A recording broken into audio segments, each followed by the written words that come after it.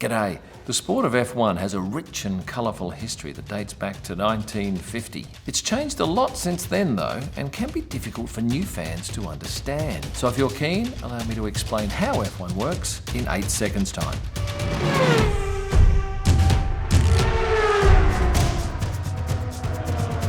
Let's run through some of the basics for a start. This year in Formula 1, there are 10 constructors, known as teams, with 2 drivers for each team. So a grand total of 20 drivers on the grid. Now this number can change from season to season as teams come and go. Each year, teams must make their own chassis for the car, although they are able to source their engines from other constructors. For instance, Ferrari provides the engines for Haas and Alfa Romeo, while Mercedes provides the engine for McLaren, Aston Martin and Williams. You'll have probably heard the terms team principal and race engineer, but what do? Well, the team principal is essentially the boss of a Formula 1 team. It's their job to oversee operations at the track and at the factory. They also are the person who votes on new regulations put forward by the FIA. Each driver has their own race engineer, and you've probably heard a driver talking to his engineer over the radio during a race. The engineer analyses data to achieve the best performance from the vehicle and the driver. They also communicate with the team's mechanics and driver both during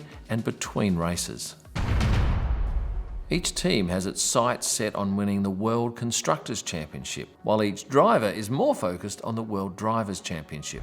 To win the World Drivers' Championship, you need to amass the most number of points over a season, and this is how the points are allocated for a finish in each race. The Constructors' Championship takes into account the points for both drivers. Both championships can be and are often won before the end of the season.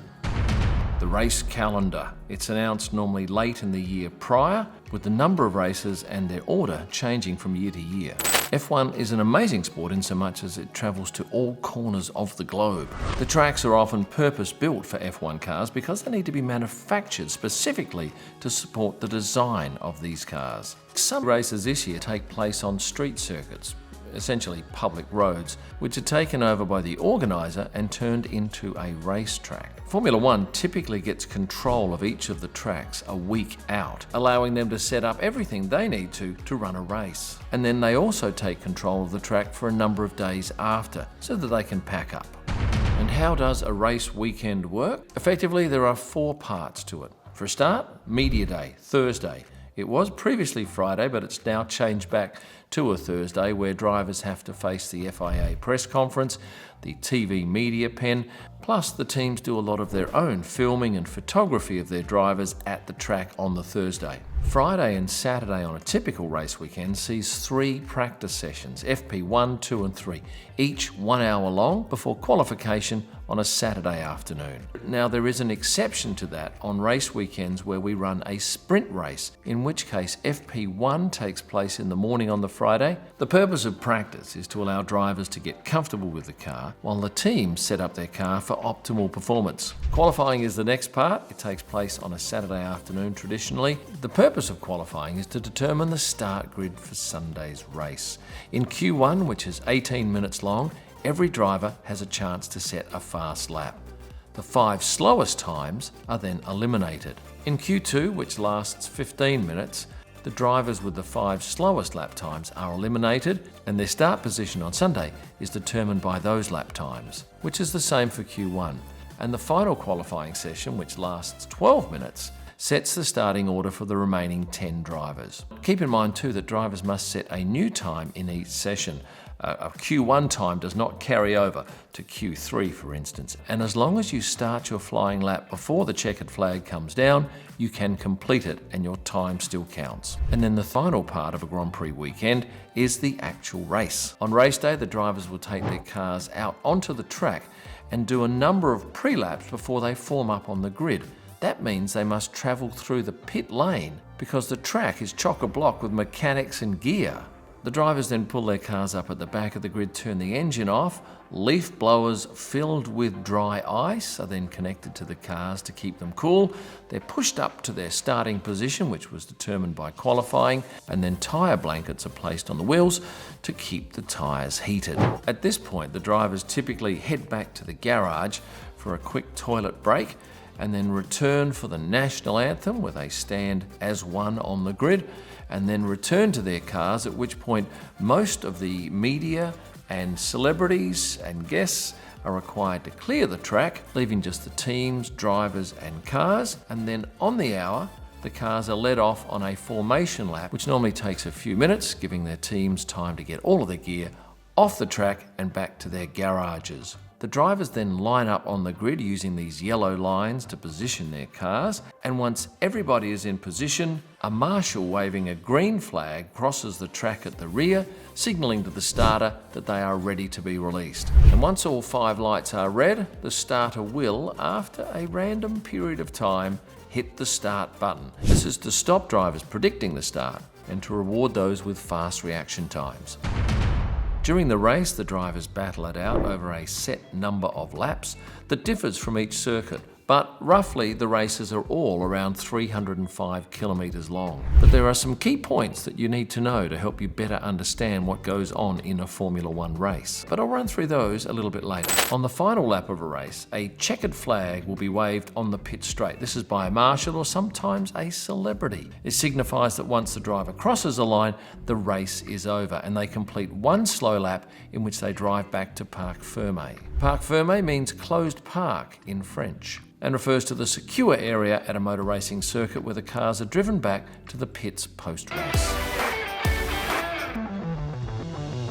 After the race, all drivers are weighed just to make sure they meet the minimum driver weight requirement and to ensure they haven't lost too much weight during the race. The top 3 drivers are then interviewed in Parc Fermé and then head to the cool-down room. Shortly after, it's up to the podium where they're presented with their prizes and they get to spray the champagne in celebration before heading down to the media TV pen to answer questions and then to the FIA press conference. Oh, and the 17 other drivers who haven't made the podium are required to face the media in the media pen after they've finished their race, whether they've crashed out or gone the full distance. Hopefully that gives you a bit of an idea of how a race weekend works. Next up, let's look at tyres. Tyres are one of the most important aspects in a race and can often be the main contributor to a victory. There are 2 different overall tyre types: slick tyres for dry weather and wet weather tyres. There are 3 types of dry weather tyres: soft, medium and hard. Soft tyres are the red tyres.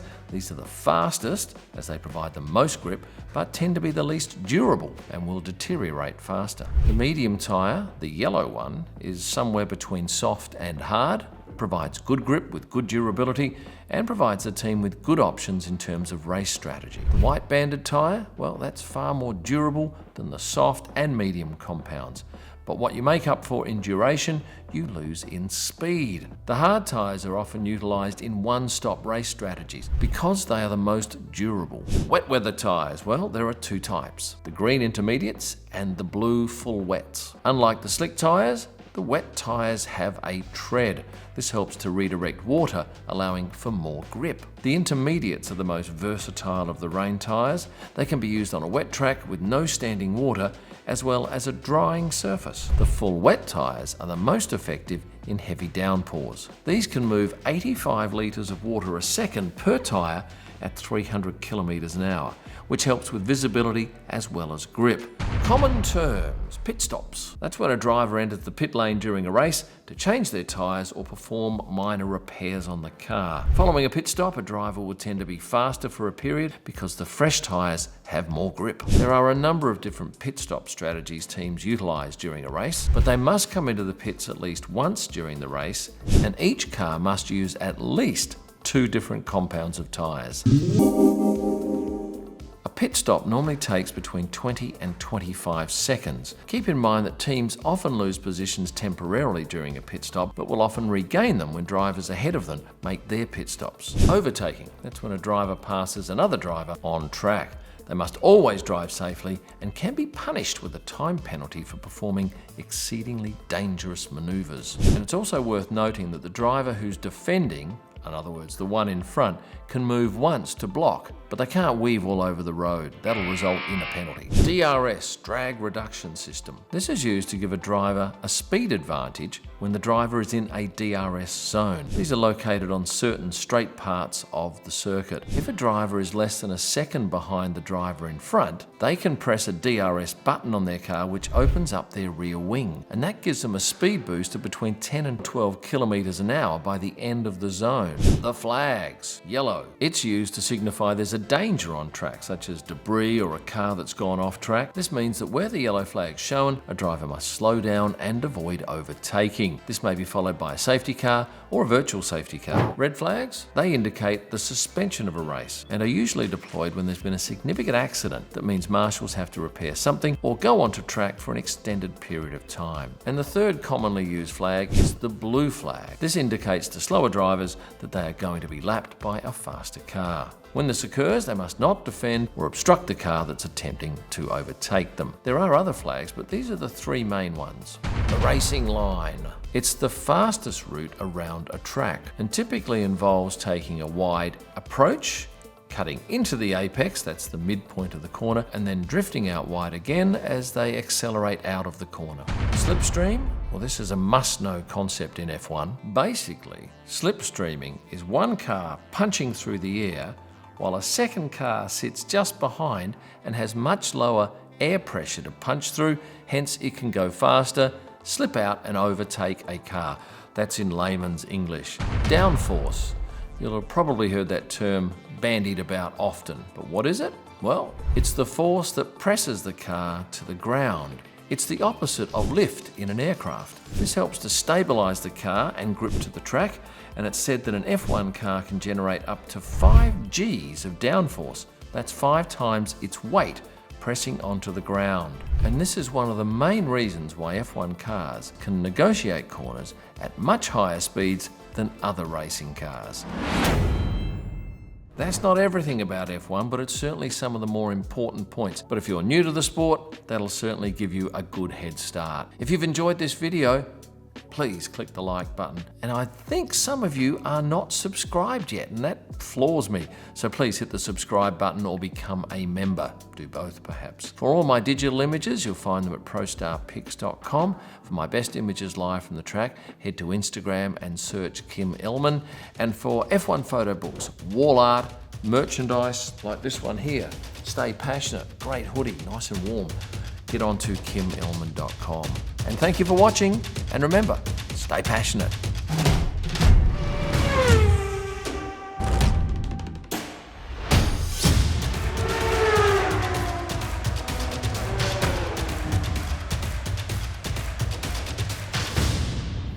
So basically, it's when one car follows the other car in front. Oh, you can't follow one behind. So basically, it's when one car...